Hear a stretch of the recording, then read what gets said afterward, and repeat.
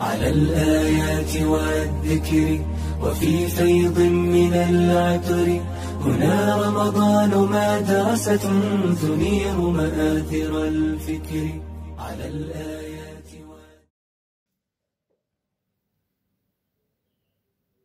Assalamualaikum warahmatullahi wabarakatuh. Alhamdulillah, wassalatu wassalamu ala rasulillah wa ala alihi wa ashabihi wa man tabi'ahum bi ihsanin ila yaumiddin, amma ba'd. Ashhadu an la ilaha illallah wa ashhadu anna muhammadan abduhu wa rasuluh, amma ba'd. Kaum muslimin yang insyaallah dirahmati oleh Allah subhanahu wa ta'ala, bulan Ramadan adalah bulan yang sangat mulia di sisi Allah Subhanahu wa Ta'ala. Bulan Ramadan merupakan bulan yang menjadikan manusia untuk berlomba-lomba dalam beribadah kepada Allah Subhanahu wa Ta'ala. Perlu kita ketahui bersama bahwa ibadah merupakan suatu amalan yang sangat dicintai oleh Allah Subhanahu wa Ta'ala.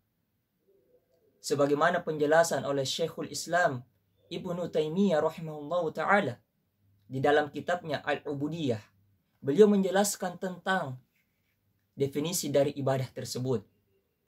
Kata Syekhul Islam Ibnu Taimiyah rahimahullahu ta'ala, al-ibadah ismun jami' li kulli ma yuhibbullahu wa yarda minal aqwali wal a'mali al-zahira wal batina. Ibadah adalah seluruh nama yang mencakup seluruh amalan. Ismun jami' li kulli ma yuhibbullahu, yang dicintai oleh Allah Subhanahu wa Ta'ala, wa yarda, dan diridhoinya.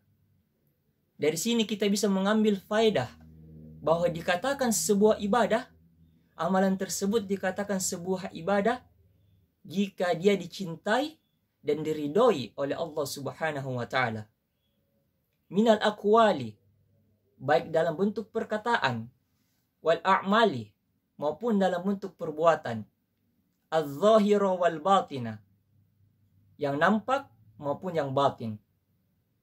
Jamaah yang dirahmati oleh Allah Subhanahu wa Ta'ala, puasa memiliki ikatan, memiliki kaitan yang sangat erat dengan beriman kepada Allah Subhanahu wa Ta'ala.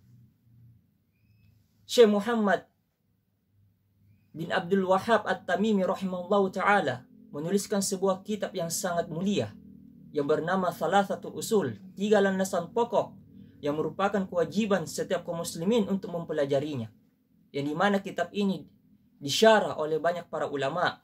Di antaranya adalah Fadilatul Syekh Al-Allama Muhammad bin Shalih Al-Utsaimin rahimahullahu ta'ala. Di dalam kitab ini Syekh menjelaskan tentang jenis-jenis ibadah kepada Allah Subhanahu wa Ta'ala. Kata Syekh, wa anwa'ul ibadah allati amarallahu biha. Adapun macam-macam ibadah yang diperintahkan oleh Allah Subhanahu wa Ta'ala. Mithlul Islam, misalnya seperti Islam, al-iman, iman, wal ihsan, dan ihsan kepada Allah Subhanahu wa Ta'ala. Selanjutnya Syekh menjelaskan sebuah kaidah yang sangat penting di dalam beribadah kepada Allah Subhanahu wa Ta'ala. Kata Syekh, wa ghairu dzalika min anwa'il ibadah allati amarallahu biha kulluha lillahi ta'ala.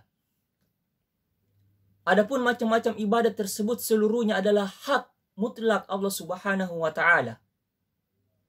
Waddalilu qauluhu ta'ala, sebagaimana firman Allah Subhanahu wa Ta'ala di dalam surah Al-Jin ayat 18. Allah Subhanahu wa Ta'ala berfirman, wa annal masajida lillahi fala tad'u ma'allahi ahadan. Bahkan Syekh Muhammad bin Abdul Wahhab At-Tamimi rahimahullahu ta'ala menahqiq, menegaskan secara tegas kaidah dalam beribadah kepada Allah Subhanahu wa Ta'ala. Kata Syekh, faman sarafa minha syai'an li ghairillahi fa huwa musyrikun kafirun. Jadi kata Syekh, faman sarafa minha syai'an, maka barang siapa saja yang memalingkan satu ibadah saja, satu ibadah li ghairillahi, selain kepada Allah Subhanahu wa taala, fa huwa musyrikun kafir, maka dia telah berbuat syirik kepada Allah Subhanahu wa taala. Wa dalilu qauluhu ta'ala, sebagaimana firman Allah Subhanahu wa taala di dalam surah Al-Mu'minun ayat 117. Allah berfirman, "Wa man yad'u ma'allahi ilahan akhar la burhana lahu bihi fa innama hisabuhu 'inda rabbih innahu la yuflihul kafirun." Masya Allah. Jamaah kaum muslimin yang dirahmati oleh Allah Subhanahu wa taala. Setelah Syekh menjelaskan tentang macam-macam ibadah, maka Syekh merinci ibadah tersebut, di antaranya adalah ibadah puasa. Hal ini menunjukkan bahwa puasa memiliki ikatan, memiliki hubungan yang sangat erat kepada Allah Subhanahu wa taala.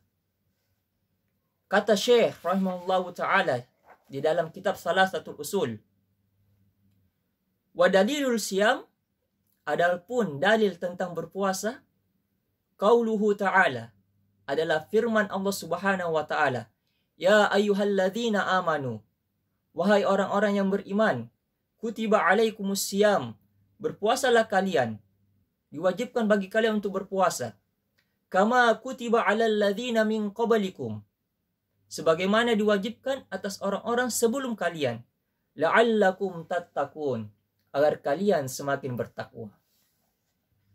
Setelah Syekh Muhammad bin Abdul Wahhab membawakan dalil ini tentang berpuasa, maka Syekh Utsaimin rahimahullahu ta'ala menjelaskan tentang ayat ini.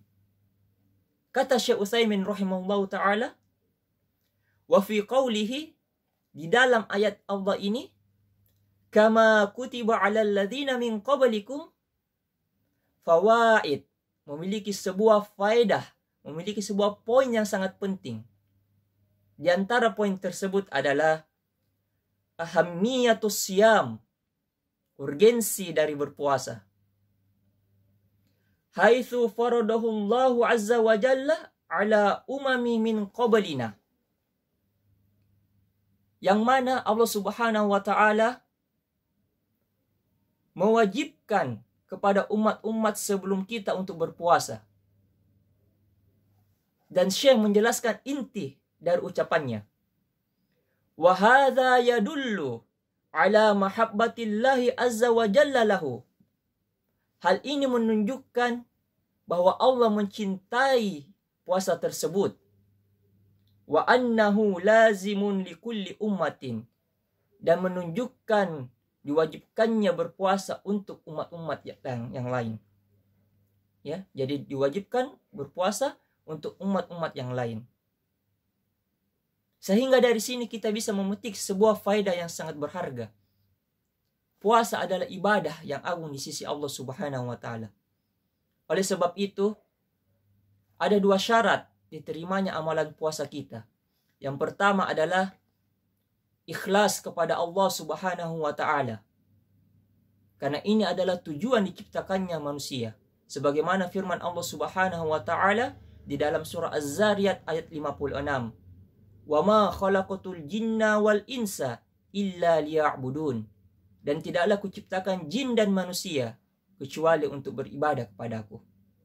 Syarat yang kedua adalah ittiba, mencontoh Nabi Muhammad sallallahu alaihi wasallam. Maka barang siapa yang berpuasa selain niatnya kepada Allah Subhanahu wa taala dan tidak mencontoh tata cara puasa Nabi Muhammad sallallahu alaihi wasallam, maka dia telah melakukan sebuah perbuatan yang menyelisihi Al-Quran dan Sunnah, bahkan bisa terjerumus ke dalam lubang kesyirikan. Wa iyanuzubillah. Semoga kajian atau penyampaian pada kesempatan kali ini bermanfaat buat kita semua. Subhanaka Allahumma wa bihamdik, asyhadu an la ilaha illa anta, astaghfiruka wa atubu ilaik. Assalamualaikum warahmatullahi wabarakatuh. على الآيات والذكر وفي فيض من العطر هنا رمضان مدرسة تنير مآثر الفكر على الآيات